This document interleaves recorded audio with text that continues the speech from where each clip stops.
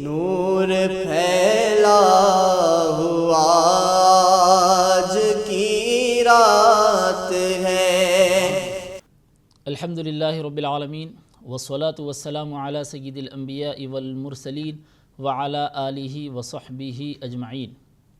آج شعبان کی 14 تاریخ ہے اور آج کے دن سورج ڈوبنے کے ساتھ شعبان کی 15ویں رات کا یعنی شب برات کا آغاز ہوتا ہے۔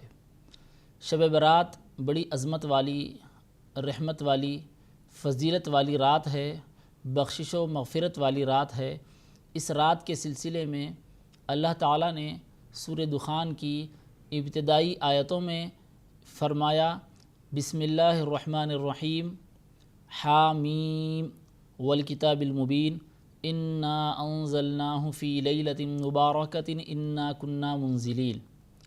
سورہ دخان کے آغاز میں اللہ تعالیٰ فرماتا ہے حامیم، روشن اور واضح کتاب کی قسم، یقیناً ہم نے قرآن کریم کو ایک برکت والی رات نازل فرمایا، یقیناً ہم نازل کرنے والے ہیں۔ حضرت شاہ عبدالعزیز محدث دہلوی رحمۃ اللہ علیہ، حضرت سید ابو الحسنات سید عبداللہ شاہ صاحب قبلہ رحمۃ اللہ علیہ، محدث دکن رحمۃ اللہ علیہ، ان حضرات نے اس آیت کریمہ کی تفسیر کرتے ہوئے اور شب برات اور شب قدر کے درمیان جو ایک جیسی بات آتی ہے اس کی توجیہ کرتے ہوئے یہ بتلایا کہ شب برات قرآن نازل ہونے کا مطلب یہ ہے کہ اللہ تعالیٰ نے شب برات قرآن کے نازل کرنے کا فیصلہ فرما دیا، اور شب قدر قرآن نازل ہونے کا مطلب یہ ہے کہ شب قدر اللہ تعالیٰ نے لوح محفوظ سے پہلے آسمان پر ایک ساتھ دفعتاً واحدہ ایک ہی وقت میں پورے کا پورا قرآن کریم اتار دیا۔ پھر جب نبی کریم صلی اللہ علیہ وسلم نے نبوت کا اعلان فرمایا تو اعلان نبوت کے ساتھ ہی قرآن کریم کا نزول شروع ہوتا ہے، قرآن کی آیتیں، قرآن کریم کی صورتیں نازل ہونا شروع ہوتی ہیں، اور یہ پورا سلسلہ 23 سال کی مدت تک جاری رہا، اور حضور اکرم صلی اللہ علیہ وسلم کے وصال اقدس سے پہلے قرآن کریم کے نزول کا سلسلہ مکمل ہوا۔ تو 2-3 باتیں اپنی اپنی جگہ درست ہیں، تینوں باتوں کو سمجھنے کی ضرورت ہے کہ شب برات اللہ تعالیٰ نے قرآن کریم نازل کرنے کا فیصلہ فرمایا، شب قدر لوح محفوظ سے پہلے آسمان پر نازل کیا اور فرشتوں کے حوالے کر دیا، اور 23 سال کی مدت میں امت کی ضرورت کے اعتبار سے مختلف موقعوں، مختلف اوقات، مختلف رات و دن اللہ تعالیٰ نے تھوڑا تھوڑا ایک ایک آیت، 2 آیت، ایک سورہ، یا جیسا اللہ کا منشا رہا پورا قرآن کریم نازل ہوا۔ اس رات کی کئی خصوصیتیں ہیں۔ ایک تو اللہ تعالیٰ نے قرآن کریم میں ہی اس کا ذکر فرمایا فیہا یفرق کل امر حکیم، کہ اس میں ہر حکمت والے کام کا فیصلہ کر دیا جاتا ہے۔ سال بھر کے فیصلے، ویسے اللہ تعالیٰ حکیم مطلق ہے، قادر مطلق ہے، وہ ہر طرح کا فیصلہ اپنے پاس رکھتا ہے، اس کو فیصلہ کرنے کے لیے وقت لینے کی ضرورت نہیں ہے۔ اللہ کے فیصلے کے لیے کوئی ٹائم لینے کی اسے ضرورت نہیں ہے۔ ایسا نہیں ہے کہ وہ فیصلہ لے گا تو ایک سال کا فیصلہ لے گا، ایک ساتھ سارے فیصلے نہیں لے سکتا، نہیں، بلکہ اللہ تعالیٰ کے پاس ازل سے ابد تک کی ساری چیزیں طے شدہ ہیں، لیکن بندوں کے لیے اللہ تعالیٰ نے یہ طے فرمایا کہ ایک شب برات میں 1 سال تک کے فیصلے اللہ تعالیٰ کر دیتا ہے۔ مطلب یہ ہے کہ فیصلے تو اللہ کے پاس طے شدہ ہیں، فرشتوں کے حوالے کر دیا جاتا ہے۔ جس طرح قرآن کریم کے نزول کو اللہ تعالیٰ نے شب برات فرشتوں کے حوالے کر دیا، اسی طرح جس بندے کا جو بھی معاملہ ہو کہ کوئی بندہ پیدا ہونے والا ہے، اس کی پیدائش کا فیصلہ، کوئی مرنے والا ہے، اس کی موت کا فیصلہ، کسی کو رزق دینا ہے تو سال بھر کے رزق کا فیصلہ، سال بھر کے پیدا ہونے والوں کا، سال بھر کے مرنے والوں کا، سال بھر کے رزق کا، سال بھر کے پروموشنز کا اور سال بھر کے نکاح کا، اس طرح بندوں کے جتنے معاملات ہیں اچھے یا برے، ان تمام معاملات کا فیصلہ کرنے والا اللہ تعالیٰ ہی ہے، اور اللہ تعالیٰ فیصلہ یہ بندوں کے حوالے کر دیتا ہے، فرشتوں کے حوالے کر دیتا ہے کہ بندوں کے سلسلے میں یہ تم کو سال بھر کے لیے کام دیا جا رہا ہے۔ تو یہ شب برات کی فضیلت کی بات ہوئی۔ اس رات چونکہ ہمارا فیصلہ ہوتا ہے، لہٰذا ہمیں اس رات زیادہ سے زیادہ اللہ کی عبادت اور بندگی کرنی چاہیے، جیسے کہ نبی کریم صلی اللہ علیہ وسلم نے ہمیں تعلیم دیتے ہوئے یہ سکھایا کہ حضور صلی اللہ علیہ وسلم شعبان کے مہینے میں زیادہ سے زیادہ عبادت کیا کرتے، بطور خاص شب برات حضور صلی اللہ علیہ وسلم عبادت کا اہتمام فرماتے۔ پوچھا گیا کہ یا رسول اللہ صلی اللہ علیہ وسلم آپ اتنی زیادہ زحمت کیوں اٹھاتے ہیں، اتنی زیادہ کیوں آپ دشواری برداشت فرماتے ہیں؟ تو حبیب پاک صلی اللہ علیہ وسلم نے یہ ارشاد فرمایا کہ میں چاہتا ہوں کہ جب میرے عمل اللہ کی بارگاہ میں پیش کیے جا رہے ہوں اور فیصلہ کیا جا رہا ہو تو میں اس وقت اللہ کی اطاعت اور فرمانبرداری میں رہوں، اللہ کی عبادت و بندگی میں رہوں۔ یہ دراصل ہمارے لیے نمونہ ہیں، ہمارے لیے تاکید ہے، ہمارے لیے ترغیب ہے کہ شعبان کے مہینے میں خاص طور پر شب برات ہم اللہ کی عبادت میں مصروف رہیں۔ جس رات ہمارا فیصلہ ہو رہا ہے اس رات ہم عبادت کرتے رہیں، اللہ کا ذکر کرتے رہیں، قرآن کریم کی تلاوت کرتے رہیں، درود شریف کا ورد کرتے رہیں، اور اس طرح جتنے نیک کام ہیں ان نیک کاموں میں ہم مصروف رہیں، اور خاص طور پر اپنے گناہوں کی معافی چاہیں، مغفرت طلب کریں، استغفار کے کلمات اپنی زبان سے ادا کرتے رہیں، اور دل کو پشیمانی اور ندامت کے ساتھ رکھیں۔ شب برات بڑے اہم فیصلے ہوتے ہیں، اس میں ہمیں زیادہ سے زیادہ اللہ کی عبادت اور بندگی کرنی چاہیے، نمازوں کا اہتمام کرنا چاہیے، نوافل کا اہتمام کیا جائے، اور ہر طرح سے اللہ کی عبادت اور بندگی کی جائے۔ جن کے قضائے عمری باقی ہیں وہ کوشش کریں اس بات کی کہ اپنی قضائے عمری کو پڑھ لیں اور اپنی ذمہ داری سے سبکدوش ہو جائیں، اور نوافل کا اہتمام کریں۔ اور نوافل کے سلسلے میں 2 رکعت پڑھ لینا اس کیفیت کے ساتھ کہ بندے کے ذہن و دماغ میں کوئی اور خیال نہ آئے۔ نبی کریم صلی اللہ علیہ وسلم نے ارشاد فرمایا کہ اس طرح 2 رکعت پڑھ لینے سے بندے کی بخشش اور مغفرت ہو جاتی ہے۔ تو اس کی کوشش کریں، 2 رکعت ہو یا 4 رکعت ہو یا 10 رکعت ہو یا 50 رکعت ہو، جتنا ہو سکے اس کی کوشش کی جائے۔ خاص طور پر صلاۃ التسبیح کا اہتمام ان متبرک راتوں میں کیا جاتا ہے، اس برکت والی رات میں کیا جاتا ہے۔ تو شب برات بھی اگر آپ سے ہو سکے تو صلاۃ التسبیح کا اہتمام کریں۔ صلاۃ التسبیح کیا ہے؟ صلاۃ التسبیح میں خاص ایک کلمہ یعنی ایک تسبیح پڑھی جاتی ہے جو نبی کریم صلی اللہ علیہ وسلم نے سکھایا کہ سبحان اللہ والحمد للہ ولا الہ الا اللہ واللہ اکبر۔ یہ ہے تسبیح، اور اس تسبیح کو اس نماز میں پڑھا جاتا ہے جس کی وجہ سے اسے صلاۃ التسبیح کہا جاتا ہے۔ حضور اکرم صلی اللہ علیہ وسلم نے اپنے چچا حضرت عباس بن عبد المطلب رضی اللہ عنہ کو یہ نماز سکھائی، اور حضور نے فرمایا کہ کیا میں آپ کو بتاؤں نہ بتاؤں، کیا میں آپ کو خبر نہ دوں، کیا میں آپ کو خوشخبری نہ دوں، کیا میں آپ کو نہ سکھاؤں؟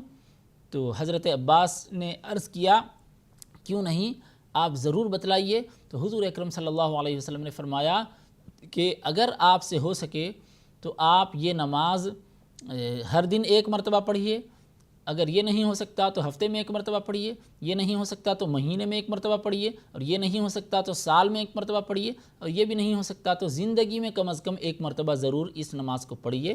اس کے بعد حضور صلی اللہ علیہ وسلم نے صلاۃ التسبیح کا طریقہ بیان فرمایا کہ 4 رکعت نفل نماز یہ پڑھی جائے، اس طرح کہ تکبیر تحریمہ کے بعد ثنا پڑھنے کے بعد 15 مرتبہ یہ تسبیح پڑھی جائے، سبحان اللہ والحمد للہ ولا الہ الا اللہ واللہ اکبر، سبحان اللہ والحمد للہ ولا الہ الا اللہ واللہ اکبر، یہ 2 مرتبہ ہوا۔ اس طرح 15 مرتبہ یہ تسبیح پڑھی جائے۔ کب؟ ثنا کے بعد 15 مرتبہ یہ تسبیح پڑھ دیے، اس کے بعد اعوذ باللہ بسم اللہ کے بعد سورہ فاتحہ پڑھیں گے، جو سورہ آپ پڑھنا چاہتے ہیں پڑھیں گے، اس کے بعد پھر 10 مرتبہ یہ تسبیح پڑھیں، پھر رکوع میں جائیں، رکوع کی تسبیح کہنے کے بعد 10 مرتبہ یہ تسبیح پڑھیں، پھر رکوع سے سر اٹھائیں، دونوں ہاتھ چھوڑ کر جو کھڑے ہو جاتے ہیں جس کو قومہ کہتے ہیں، قومہ میں رکوع سے کھڑے ہونے کے بعد کھڑے ہوئے 10 مرتبہ یہ تسبیح پڑھیں، پھر سجدے میں جائیں، سجدے کی تسبیح کہنے کے بعد 10 مرتبہ یہ تسبیح پڑھیں، پھر 2 سجدوں کے درمیان جب بیٹھ جاتے ہیں جس کو جلسہ کہتے ہیں، بیٹھنے کی حالت میں 10 مرتبہ یہ تسبیح پڑھیں، پھر سجدے میں جائیں اور دوسرے سجدے میں بھی سجدے کی تسبیح کے بعد 10 مرتبہ یہی تسبیح پڑھیں۔ اس طرح 75 مرتبہ ہو جاتا ہے۔ تو ایک رکعت میں 75 مرتبہ اس طرح ہوا۔ دوسری رکعت کے لیے جب کھڑے ہوں گے تو دوسری رکعت میں سورہ فاتحہ پڑھنے سے پہلے، یعنی دوسری رکعت کے لیے سجدے سے، پہلی رکعت کے سجدے سے اٹھ کر دوسری رکعت کے قیام میں کھڑے ہوتے ہی 15 مرتبہ یہی تسبیح پڑھ لیں۔ پھر اس کے بعد وہی ترتیب ہے، 15 مرتبہ تلاوت سے پہلے، تلاوت کے بعد رکوع سے پہلے 10 مرتبہ، رکوع میں 10 مرتبہ، رکوع سے اٹھنے کے بعد 10 مرتبہ، دونوں سجدوں میں 10 مرتبہ، دونوں سجدوں کے درمیان 10 مرتبہ۔ دوسری رکعت ہوئی، تیسری رکعت، چوتھی رکعت میں بھی اسی طرح کہ تلاوت سے پہلے 15 مرتبہ، اس کے بعد ہر مرتبہ 10 تو ہر رکعت میں 75 تسبیحات ہوتی ہیں۔ اس طرح 4 رکعت میں 300 تسبیحات ہو جاتی ہیں۔ اس طرح تسبیحات پڑھتے ہوئے 4 رکعت مکمل کر لیں اور پھر اللہ کی بارگاہ میں دعا کریں اپنی بخشش اور مغفرت کے لیے، اپنے والدین کی بخشش اور مغفرت کے لیے، اور جو سمجھ میں آتا ہے جائز مقاصد کے لیے دعا کر لیں۔ نبی کریم صلی اللہ علیہ وسلم نے اس صلاۃ التسبیح کی فضیلت یہ بیان فرمائی کہ صلاۃ التسبیح پڑھنے کے بعد بندہ جو دعا کرتا ہے اللہ تعالیٰ اس کی دعا کو قبول فرماتا ہے، اور بندے کے گناہ کتنے ہی زیادہ کیوں نہ ہوں، سمندر کے جھاگ کے برابر بھی گناہ ہوں تو اللہ تعالیٰ اسے معاف فرما دیتا ہے۔ کھلے گناہ ہوں، چھپے گناہ ہوں، بڑے ہوں، چھوٹے ہوں، یہ تمام گناہ معاف ہو جاتے ہیں۔ تو اس کی طرف توجہ کی جائے، اور اس میں ساتھ ساتھ خاص طور پر گناہ کبیرہ کے لیے دل کی پشیمانی بھی ہے۔ حقوق اللہ سے متعلق کوئی گناہ ہیں تو بخشش اور مغفرت ہو جاتی ہے، اور حقوق العباد سے متعلق ہوں تو حقوق العباد تو ادا کرنا لازمی اور ضروری ہے۔ تو یہ صلاۃ التسبیح کی بڑی اہمیت اور فضیلت کی بات ہے۔ اگر شب برات صلاۃ التسبیح کا اہتمام کیا جا سکتا ہے تو اہتمام کیا جائے، اور جو طریقہ بتلایا گیا ہے اس طریقے کے مطابق عمل کیا جائے۔ نور پھیلا ہوا آج کی رات ہے۔ صلاۃ التسبیح کے علاوہ استغفار کرنا چاہیے۔ استغفار کے مختلف کلمات ہیں، ان کلمات کے ذریعے اللہ کی بارگاہ میں بخشش اور مغفرت طلب کرنی چاہیے۔ استغفر اللہ کہا جائے، یا استغفر اللہ ربی من کل ذنب و اتوب الیہ کہا جائے، یا استغفر اللہ الذی لا الہ الا هو رب العرش العظیم کہا جائے، یا اس کے علاوہ اور بھی کئی استغفار سے متعلق کلمات احادیث شریفہ میں وارد ہیں۔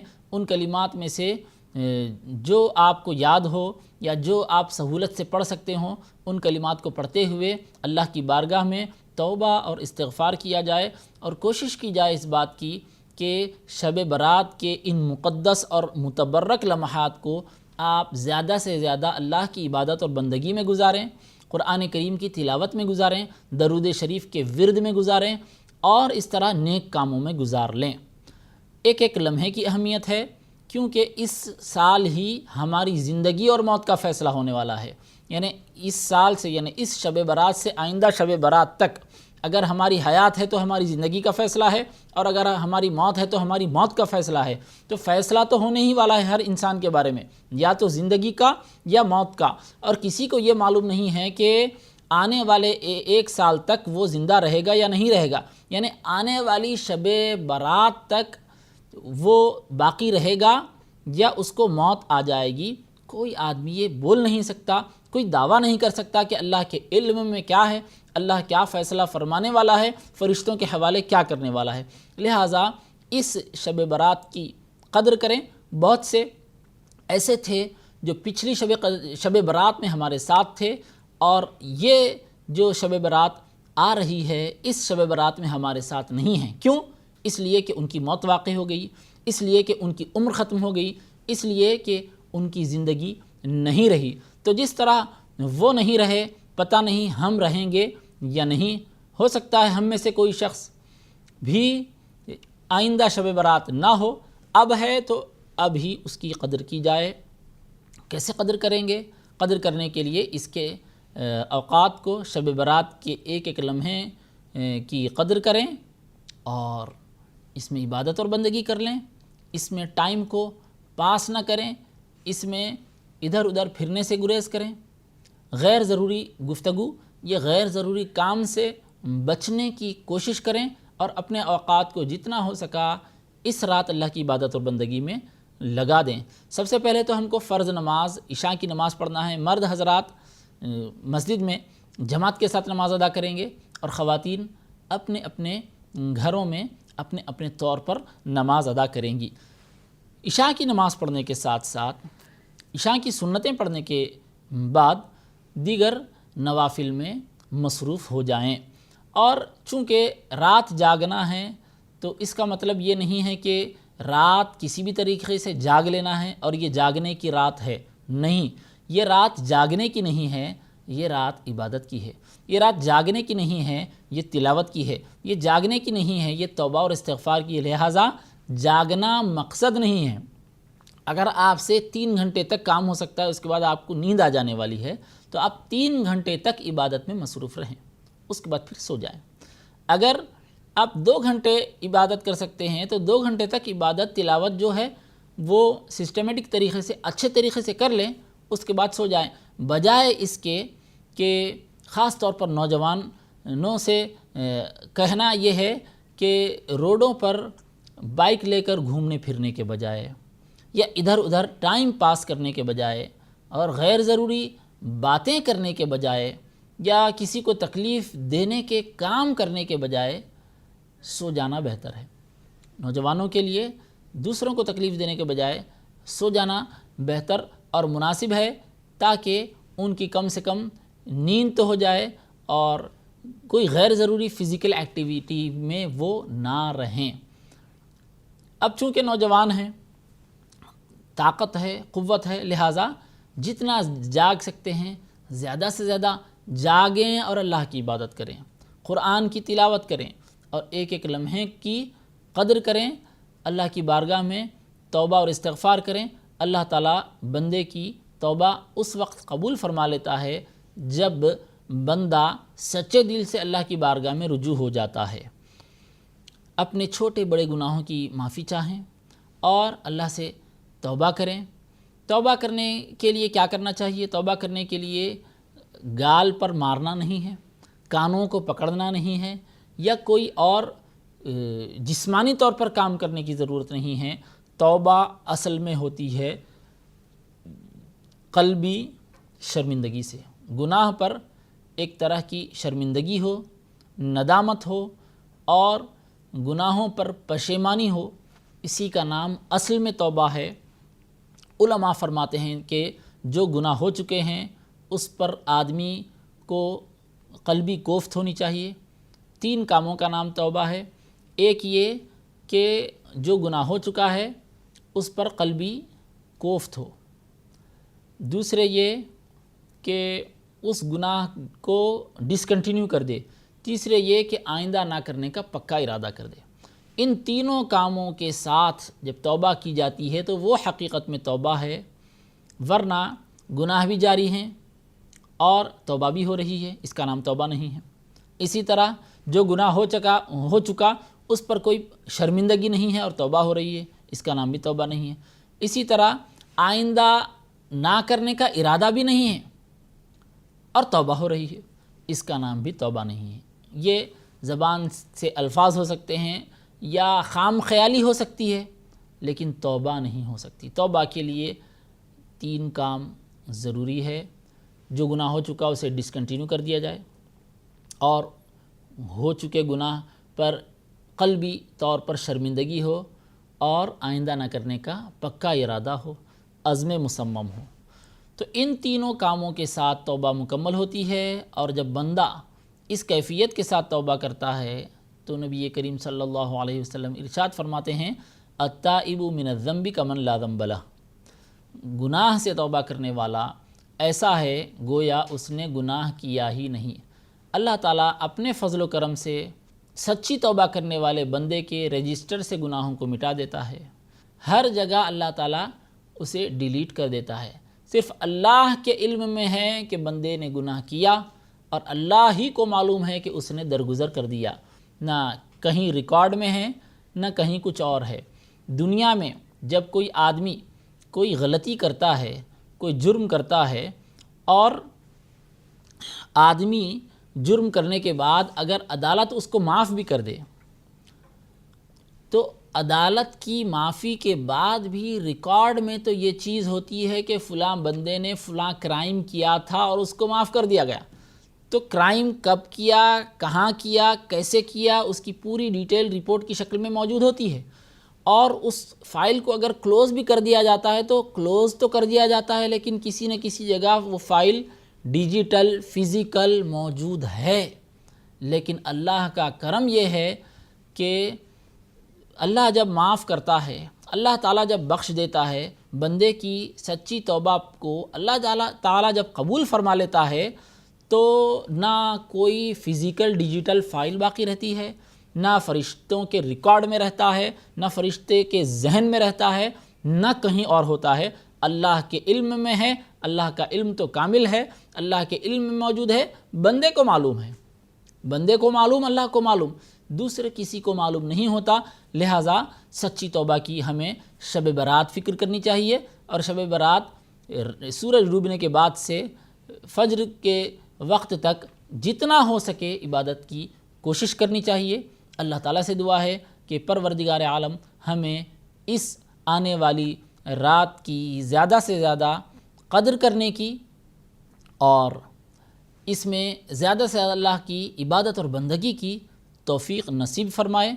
صلی اللہ تعالی وسلم علی خیر خلقہ وآلہ وصحبہ اجمعین، والحمد للہ رب العالمین۔ نور پھیلا ہوا آج کی رات